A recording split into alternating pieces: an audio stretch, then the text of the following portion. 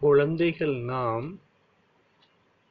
சுயமரியாதையில் நிலைத்திருக்க அவ்யக்த வாணிகளில் பாபா ஏராளமான சுயமரியாதைகளை நமக்கு கொடுத்திருக்கின்றார்.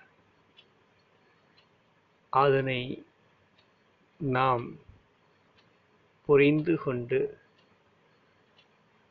வாழ்க்கையில் எடுத்து வந்தால் அதில் கிடைக்கும் பேரானந்தமே தனிப்பட்டது.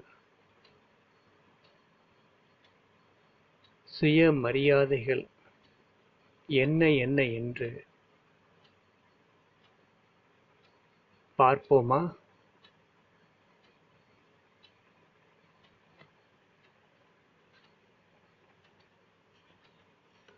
ஏழு 3/1981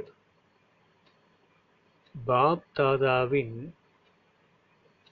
குடை நிழலில் இருக்கும் விசேஷ ஆத்மா நான். எவ்வளவுக்கு எவ்வளவு நாம் நினைவில் இருப்போமோ அந்த அளவு நாம் தனியாக இல்லை. நம்முடன் பாப் தாதா இருக்கிறார் என்ற அனுபவம் செய்வோம். எந்த பிரச்சனை வந்தாலும் நாம் இணைந்து இருக்கும் அனுபவம் செய்வதால் பயப்பட மாட்டோம். சிரமமான காரியமும் எளிது ஆகிவிடும். நமது சுமையை பாபாவிடம் கொடுத்து நாம் லேசாகி விட முடியும்.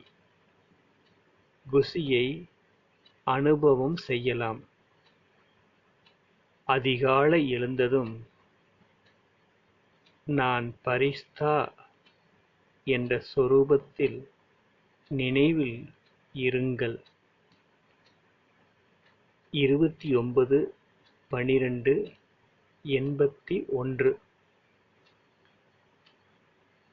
நான் எப்போதும் பாபா நினைவு என்னும் குடை நிழலில் இருக்கும் அனைத்து தடைகளில் இருந்து விலகி இருக்கும் ஆத்மா.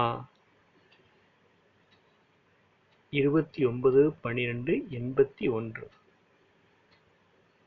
பாபா நினைவு மூலம் கலியுக எல்லா பிரச்சனை எனும் மலையை என் மீது விழும் நிழலாக ஆக்கிவிட்டேன். தடைகளை அழிப்பவன் நான். பாபாவிடம் வைக்கும் ஈடுபாடு காரணமாக தடைகளை எனது விளையாட்டு பொருள் ஆக ஆக்கிவிட்டேன். சர்வ சக்திகளால் என்னை நான் அலங்கரித்துக் கொண்டேன். 16 அலங்காரம் 16 கலைகள் ஆகிவிட்டது. குணத்தால் அலங்கரிக்கப்பட்டுள்ளேன். 27/3/82 நான் நினைவு என்ற குடை நிழலை அனுபவம் செய்யும் ஆத்மா. பாபா நினைவுதான் குடை நிழல். இந்த குடை நிழலை விட்டுவிடக் கூடாது. குடை நிழலில் இருப்பவர் தடைகளில் இருந்து பாதுகாப்பாக இருப்பார். மாயா நிழல் எவ்விதத்திலும் நம்மீது விழாது. 5 விகாரம் எதிரி ஆகாமல் சேவாதாரி ஆகிவிடும். பாம்பின் படுக்கையில் உள்ள விஷ்ணுவுக்கு அது நிழலாக ஆகிவிட்டது. இது வெற்றியின் அடையாளம் ஆகும். யாரை வெற்றி கொள்கிறீர்களோ அவர் எதிரியிலிருந்து நமக்கு சேவாதாரி ஆகிவிடுகிறார். அப்படிப்பட்ட வெற்றி ரத்தினம் நாம். 11/5/84. நான் பாபாவின் குடை நிழலில் இருக்கும் ஆத்துமா. பாபா நினைவுதான் குடை நிழல். அந்த குடை நிழலில் இருந்தால் மாயாஜீத் ஆகிவிடலாம். பாபாவின் சகயோகம் எப்போதும் கிடைத்துக்கொண்டே இருக்கும். ஓரொரு சக்தி கிடைத்துக்கொண்டே இருக்கும். பலவீனர் ஆகி மாயாவிடம் தோல்வி அடைய மாட்டோம். பாபா நினைவை மாயா மறக்கடிக்க முடியாது. 63 பிறவி மறதியில் இருந்தோம். நினைப்பதற்கான யுகம் சங்கம யுகம் ஆகும். மறப்பதால் துக்கத்திற்கு ஆளாகிறோம். நான் பாபாவின் குடை நிழலில் இருக்கும் விசேஷ ஆத்துமா. 10/11/87. குடை நிழலில் இருப்பது எனில் மகிழ்ச்சியில் இருப்பதாகும். இங்கு உயர்ந்த படிப்பு படிக்கிறீர்கள்.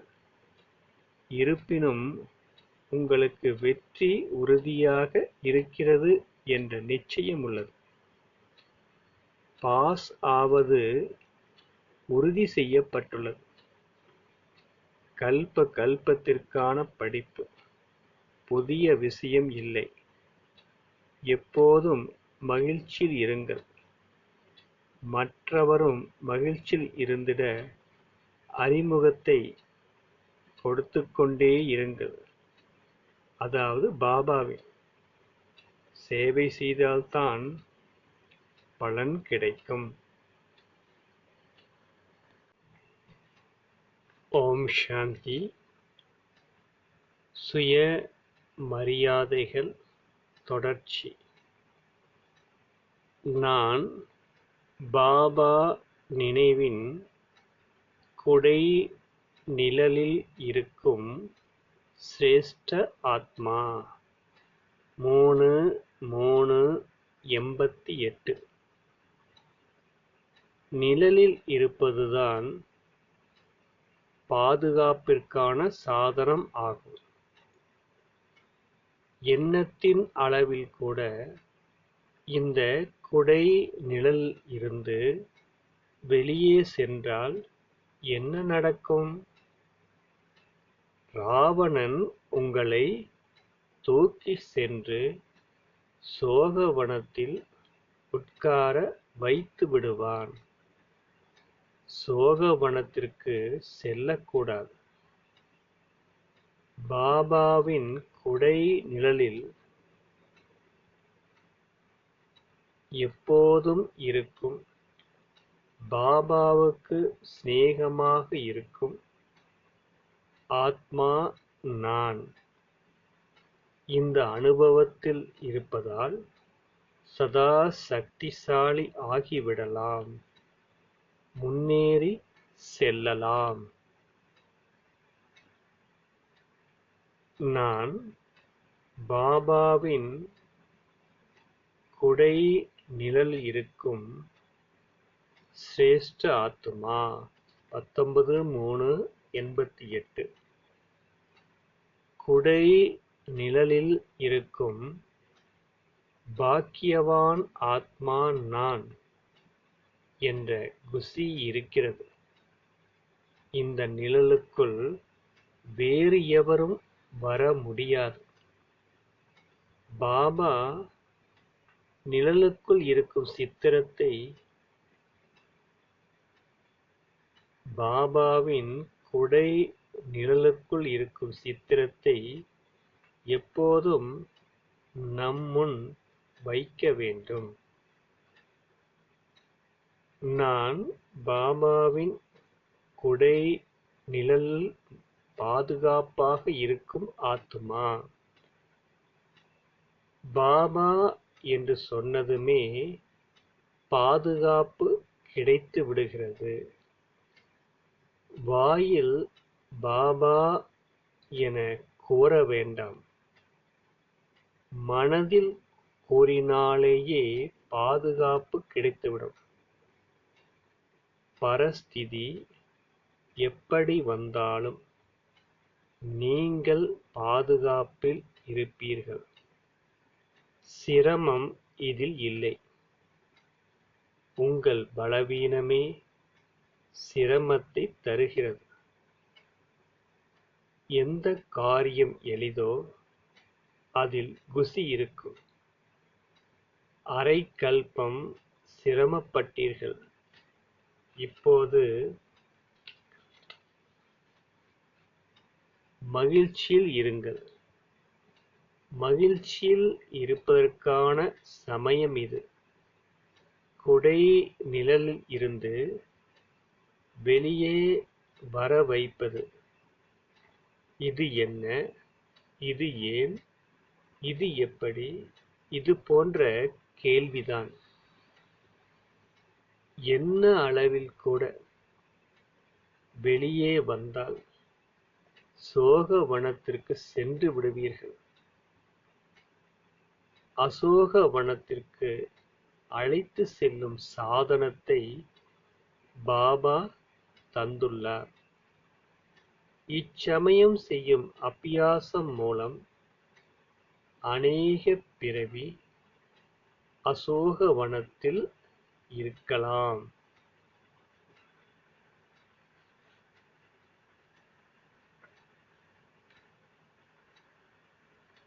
நான் லைட் ஹவுஸ் மைட் ஹவுஸ் 7381. ஒளி இருக்குமிடத்தில் எந்த ஒரு பாவக்கர்மமும் நடக்காது. எப்போதும் லைட் ஹவுஸாக இருப்பதால் மாயா நம் மூலம் பாவக்கர்மத்தை செய்ய இயலாது. சதா புண்ணிய ஆத்மா ஆகிவிடலாம். பாபா நினைவு இல்லாத போதே பாவக்கர்மம் நடக்கிறது. பாவம் இருக்குமிடத்தில் பாபா இருக்க மாட்டார். நான் புண்ணிய ஆத்மா, என் முன் பாவம் வர முடியாது. இந்த திட சங்கல்பம் செய்யுங்கள். இந்த திட சங்கல்பம் செய்வதால் 21 பிறவிகளுக்கு பாவக் கர்மங்கள் செய்ய மாட்டீர்கள்.